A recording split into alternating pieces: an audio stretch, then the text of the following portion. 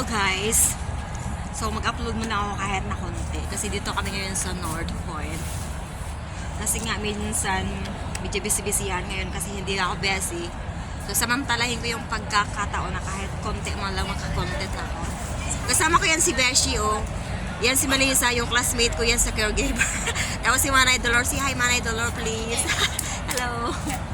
So paikutin ko lang para naman kahit paano yung makita kayo. Dito lang ako.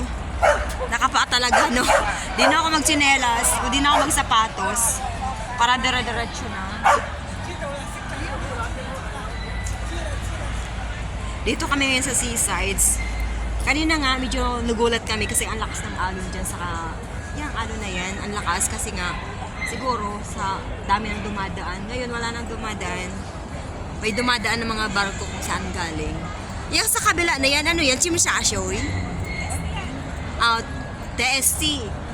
Dati namin yung ginagalaan ni Manay Dolor. Nakapag-content na ako dyan dati.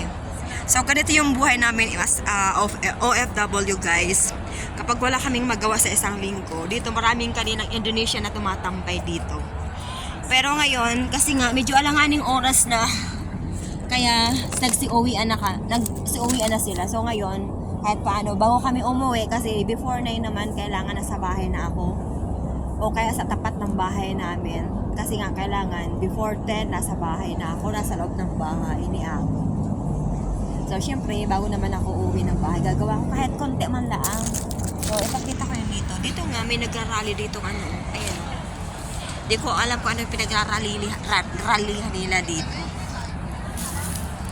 Ito na yung tambayan namin. Pero mabihira na ako tumambay dito. Kasi nga medyo may kalayuan na to, North Point to. So, nasa Taisyuhang ako. So, magbubo ako ng mga halos 1 hours mahigit. Back and forth na yon. Tsaka medyo malayo talaga. Kanina, pumunta ko ng Central pero hindi ako nakakuha ng videos doon. Nakakuha rin ako konti lang. So, baka bukas i-upload o sunod bukas i-upload ko yon. Pero sa kanina, i-upload ko muna tong ano. Dito kami nakaupo. Dito yung tambayan namin, oh. Konting gusto kasi namin dito kasi nga mapapreso. Gaya nito, kahit humiga-higa ka lang dito, kahit walang sapin, okay lang. Kasi mapresko talagang mag-ano dito, magtambay-tambay. Tapos nasa lilim ng puno. Kasi talagang hindi na talaga ako nag-uupa ng boarding house. Kagaya noon, umuupa ako. Bumabayad ako ng kahit $30. One day na naman yun. Makakahiga ka naman talaga. Pero mas gusto ko pa rin dito at least may kasama. Kasi lagi na lang kami nasa Taisyuhang. Sa Taisyuhang kami lagi. So para naman kahit paano yung maiba naman. Tsaka si Manay, bihira lang talaga yun lumabas. So kasi naman talaga ko naman yung pagkakataon para na makajamming ko naman siya kahit napapaano. Kadarating lang niya galing sa Pinas. Diba? Enjoy naman kahit paano. So, di pa naman alas 7.